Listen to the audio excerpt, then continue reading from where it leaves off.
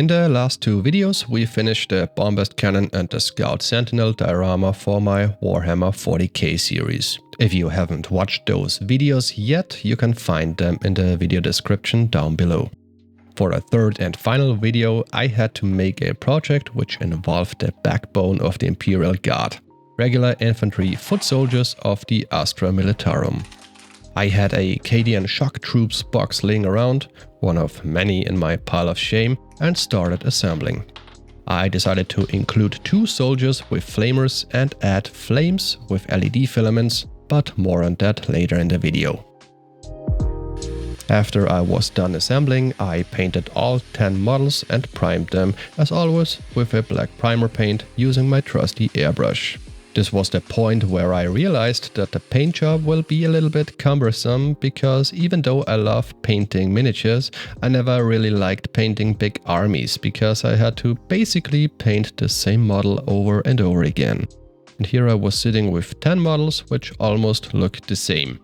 But it's my own fault for liking Imperial Guard so much.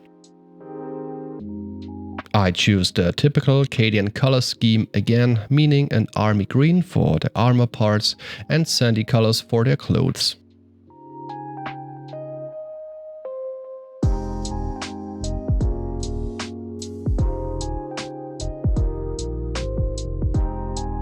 I like the idea to paint the flamer tanks in a bright red, which is pretty much a big shoot me sign, but that's the life of a regular Cadian shock trooper. Good luck, buddy. I hope you have never seen the beginning of Saving Private Ryan. For the base of the diorama I wanted a desert-like terrain with a big rock in the middle, where the squad leader is standing on, who shouts commands to his soldiers. I used a big chunk of XPS foam and cut it into a rough shape of the rock with a hot wire tool.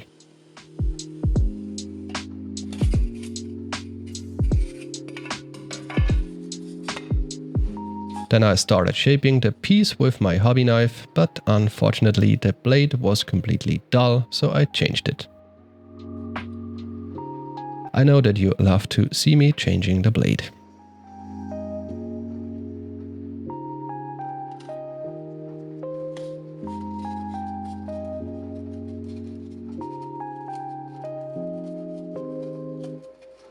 My ball of aluminium foil is also coming into play.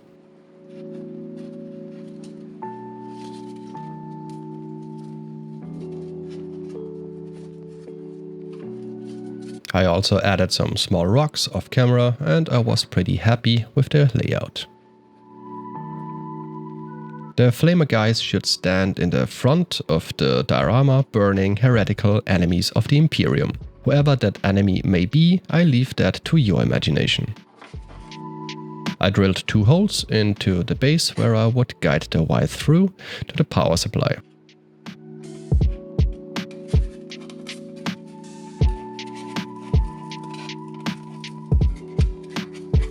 But before I could add the power supply, I had to make space for it and the bottom of the base, also with my hot wire tool. To create a sandy terrain, I used AK Interactive texture paste and covered the whole area except the rocky parts.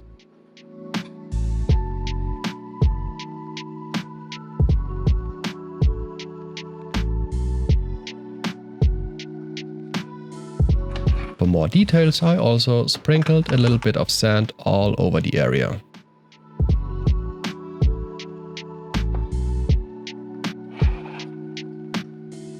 While the texture paste was drying, I started with the flames for the 2 flamer guys.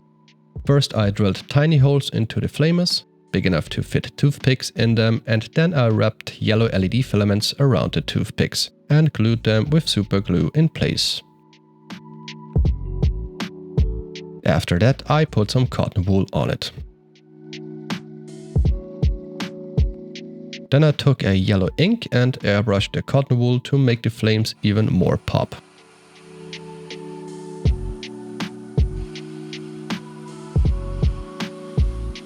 To create a little bit of contrast, I also added a tiny bit of black paint. Since I already had the airbrush loaded with black paint, I decided to prime the whole terrain with it as well, which, to be honest, took some time.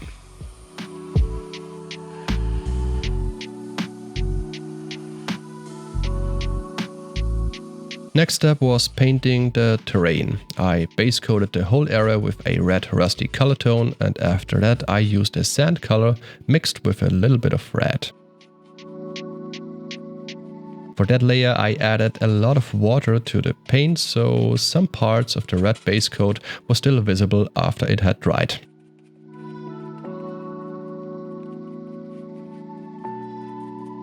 This took some time to dry, so in the meantime I primed the XPS base with a black primer paint.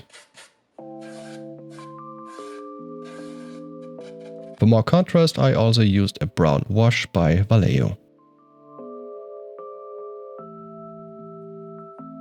I waited for everything to dry properly and then I moved on to the final part of the paint job. So I took my texture palette and dry brushed the last details with a bit of red color and lastly pure sand paint.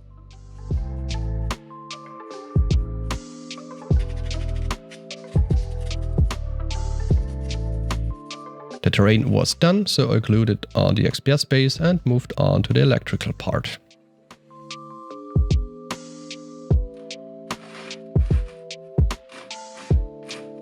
Unfortunately, the power supply had no switch built into it, so I had to add one and glued that assembly in the bottom part of the base.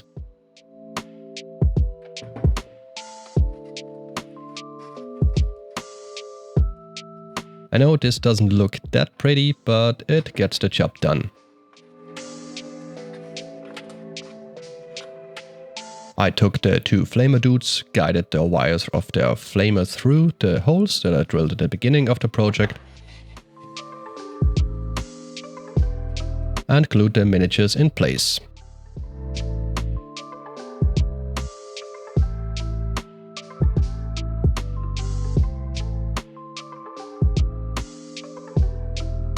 In the bottom part I took two copper rods, one for the positive and one for the negative connection, where I would solder all the wires of the whole circuit.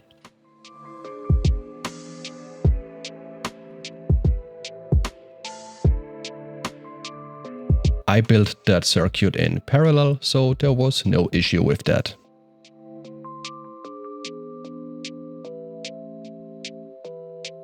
All left to do was to glue the rest of the squad in place, and our Arcadian shock troopers were finally united to fight all the heretical evils of the galaxy.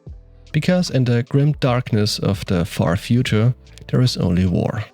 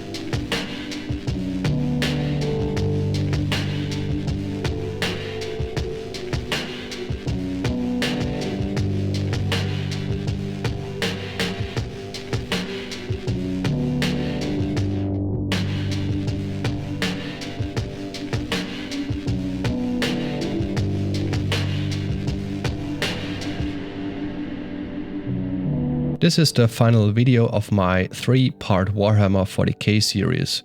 I am more than happy with how these projects turned out, and I'm pretty sure that this will not be my last Warhammer 40k related project. But for now I will move on to other topics. And as always, if you wanna see more projects like this, leave me a comment down below, give me a thumbs up and subscribe.